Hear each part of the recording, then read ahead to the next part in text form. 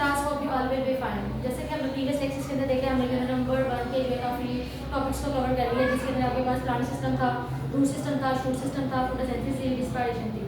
आज के next topic के साथ हम लोग जो है स्टार्ट शुरू करते हैं। The topic of the day is that is transpiration. Transpiration एक ऐसा, चूँकि हम लोग प्लांट सिस्टम को स्टार्ट किया, ट्रांसपायरेशन सिस्टम का ही बहुत है, आपके पौधे का ही बहुत अहम ये आपके फिनोमिना है जिसमें लोग ट्रांसपायरेशन को देखते हैं। बेसिकली ट्रांसपायरेशन एक ऐसा सिस्टम है, ऐसा फिनोमिना है कि लॉस ऑफ वाटर को हम लोग ये डिस्कस करते हैं। जैसे कि प्रीवियस लेक्चर से हम देखा कि स्ट्रोमेटास की ओपनिंग एंड क्लोजिंग में हमने देखा कि जितने भी पानी का एक्सचेंज है, आपके गैसेस का तबादला है, वो स्ट्रोमेटास के थ्रू होता है। अब लेट्स सपोज कुछ पौधों को ज़्यादा पानी की जरूरत होती है, कुछ पौधों को कम पानी की जरूरत होती है। तो अगर लेट्स सपोज किसी पौधे के अंदर पानी की कमी हो जाए, लॉस हो जाए, तो उस कंडीशन को हम नाम देते हैं ट्रांसपायरेशन का। तो यहाँ से डिफाइन देख लेते हैं। A plant loses water vapours through its leaves. जैसे हमारे पास पौधे जो है वो अपने पानी को लूज करते हैं सबसे पहले वाटर वेपर के थ्रू। जैसे हमने देखा होगा at the start of the day हम देखते हैं पौधे की लीव्स के ऊपर जो पानी है, the form of due drops leaves की एजेस के ऊपर आ जाते हैं। तो वो हम लोग देखते हैं पौधे से पानी निकल कर वो आपकी एजेस के ऊपर आ जाते हैं। तो इसी को हमें फर्दर देखते हैं, this loss of water is called transpiration. और इसी पानी के जो पौधे के अंदर पानी का आपके पास लॉस होता है, प्रोसेस इसका ट्रांसपायरेशन। फर्स्ट ऑफ ऑल हम देखते हैं कि the water first evaporate from cells inside a leaf. जैसे हमने देखा जो पानी है वो आपकी लीफ से जो पानी है एवेपोरेट करना होता है। तो by the process of evaporation के थ्रू, जैसे हम देखते हैं समर्स अब आ रहा है तो समर्स के अंदर हम देखते हैं गर्मी की वजह से आपकी लीफ में से जो है बिल्कुल जो पौधे बिल्कुल जो है वो ड्राई हो जाते हैं। तो जो एवेपोरेशन का प्रोसेसिंग है वो भी उसके अंदर भी आपके पास लीफ जो है वो इन्वॉल्व होती है आपके पास। नेक्स्ट हम कहते हैं that escape through out in holes car stomata. और इन्हीं जो हमने स्टोमेटास की ओपनिंग और क्लोजिंग की उसके थ्रू हमें देखा कि पानी की एवेपोरेशन होती है। उसी हमने पौधे के अंदर पानी को हम डालते हैं सॉइल के थ्रू, रूट्स के अंदर डालते हैं, लेकिन उसकी जो एवेपोरेशन है, उसकी जो एस्केप आउट है वो आपकी स्टोमेटास के थ्रू होता है। दो तरह के स्टोमेटास हम कहते हैं, वो आपके पास सब्सटेंस, वो आपके पास एलिमेंट्स होते हैं जो आपके छोटे छोटे टिनी पोर्स होते हैं, जो किसी भी लीव्स के ऊपर हमें स्पोर्स की फॉर्म में जो है नजर आते हैं। In most plants stomatas are on the underside of the leaves. कुछ जो स्टोमेटास है वो आपकी लीव्स के ऊपर सरफेस के ऊपर होते हैं, कुछ जो आपके स्टोमेटास होते हैं वो अंडर साइड के ऊपर होते हैं। जी जैसे कि हमने ट्रांसपायरेशन को देखा मेजरमेंट, जैसे कि मैंने आपको बताया ट्रांसपायरेशन हम कहते हैं कैसे प्रोसेस है, हमने यहाँ पे लॉस ऑफ वाटर को जो है डिस्कस कर लिया। अब यहाँ पर हम देखा देखा अगर पानी पौधे के अंदर पानी कहाँ से आता है, रूट से आता है। जो हम सॉइल के अंदर रूट्स के अंदर हम लोग पानी डालते हैं, वहाँ से सॉइल से हम पानी आपका जो है वो through out the xylem tubes के थ्रू और फिलॉइम ट्यूब से होता हुआ आपके लीव्स तक आएगा। और हमने कल के प्रीवियस लेक्चर में हम देखा कि लीव्स के ऊपर एक वेन्स लाइक स्ट्रक्चर होते हैं। अब वेन स्ट्रक्चर होते हैं, वेन से आपके पास पानी मूव करता हुआ आपके जो लीव्स की एजेस को बढ़ाएगा, स्टोमेटास को बढ़ाएगा। तो जैसे ही स्टोमेटास के थ्रू आएगा तो पानी आपके एजेस को बढ़ा के एवेपोरेशन की प्रोसेसिंग से जो है। जैसे कि हमने कुछ काफी टॉपिक्स हमने जो है वो अपने समराइज करके हमने उसको देख लिया कि प्रीवियस अपने यूनिट नंबर 1 का अब जो टॉपिक्स का हो सकते हैं उसके थ्रू हमने जो है कुछ ऑब्जेक्टिव मैंने मार्क किए हैं।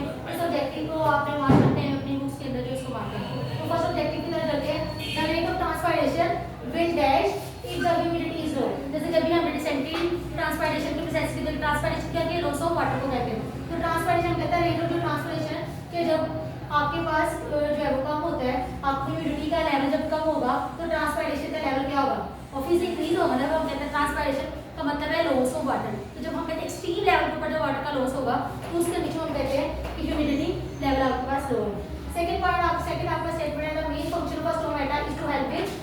जैसे कभी मैंने बताया स्टोमेटा का मेन फंक्शन होता है ओपनिंग एंड क्लोजिंग। उसके ऊपर दो तरह के स्टोमेटास होते हैं जिसका काम क्या होता है, पौधे के अंदर गैसेस के एक्सचेंज करना, न्यूट्रिएंट्स को और मिनरल्स को जो है वो एक्सचेंज करना। तो हम मेन फंक्शंस के इसका देख लेते हैं। हमने इसको फर्स्ट वन आपके पास ट्रांसपायरेशन है, सेकंड है गैसेस एक्सचेंज है, थर्ड वन ट्रांसक्रिप्शन है एंड फोर्थ वन आपके पास नमी। ऑब्वियसली नमी बताया स्टोमेटास को इस्तेमाल करते हैं गैसेस एक्सचेंज के लिए।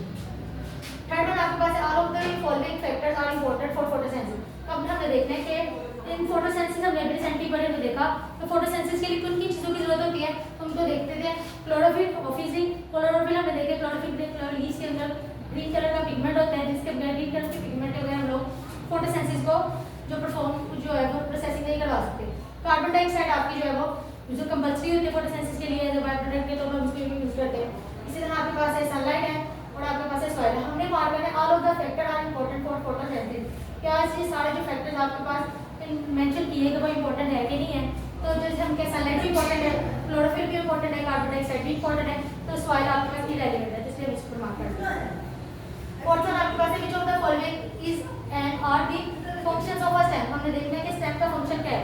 प्रीवियस टॉपिक्स के अंदर हमने स्टेम को भी डिस्कस किया है, तो स्टेम का हमने देखा स्टेम का बेसिकली मेन फंक्शन क्या होता है, सपोर्ट द प्लांट। ऑब्वियसली आपके पास प्लांट क्या होता है, रूट स्टेम तो आपके पास होती है कि जिसके अंदर हम लोग देखते हैं कि आपके पास एक ट्यूबलेट स्ट्रक्चर होता है, जिसके अंदर हम लोग देखते हैं कि आपके पास वो पौधे को स्ट्रक्चर प्रोवाइड करता है, सपोर्ट प्रोवाइड करता है। सेकंड है help in transportation of food and water obviously, and preparation of food नहीं हो, क्योंकि प्रिपरेशन ऑफ फूड हम लोग फोटोसिंथेसिस के अंदर देखते हैं। तो यहाँ पे हम लोग देखते हैं कि स्टेम किस फंक्शन को देख रहे हैं। तो थर्ड वन जो आपका इसका ऑप्शन इनकरेक्ट है, इसलिए हम बोथ ए और बी दोनों करेक्ट है, इसलिए हम लोग थर्ड बी वाले को जो मार्क करेंगे। तो आपके पास transpiration plant takes place at respiration जो है वो आपकी किस टाइम जो है वो अकर होती है।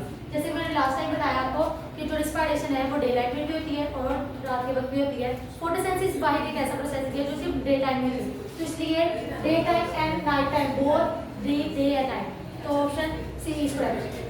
प्रीवियस लेक्चर्स को देखते हैं हमने जो ऑब्जेक्टिव्स पर जो कवर किया है, जिसको मैंने मार्क कर दिया उसके अंदर उसको जो मार्क कर दिया। अब इसी तरह हम लिखते हैं नेक्स्ट पर आते हैं इसको letter review tubes that carry water toward plants are called. अब प्रीवियस टॉपिक से हमने देखा था कि दो तरह की ट्यूब्स होती है, एक जो है वो पौधे से थ्रू आउट मिनरल सॉल्ट को लेकर जाती है और एक लेक वापस रूट्स तक लेकर आती है। तो वो ट्यूब के जो टुवर्ड द प्लांट से दूर, रूट से दूर जो है वो आपकी वाटर मिनरल सॉल्ट्स को लेकर जाते हैं, called xylem tubes. Next one आपके पास है loss of water for plant is called transpiration. जो रिसेंटली हमने देखा है कि आपके पौधों के अंदर जो पानी का जो लॉस होता है उसको हम डिफाइन करते हैं ट्रांसपायरेशन से। Third one is the process that led to the chemical breakdown of the food and plant is called respiration. हमने देखा रिस्पायरेशन के अंदर रिस्पायरेशन बहुत इंपॉर्टेंट आपका फिनोमेना होता है जिसका हम देखते हैं कि केमिकली फूड को ब्रेक डाउन करते हैं और जो से सेल्स को आप जो से टिश्यूज को जिन चीज़ों की जरूरत होती है उसको जो है हम लोग वहाँ पर that process is called respiration. फिर तो सीधा देखे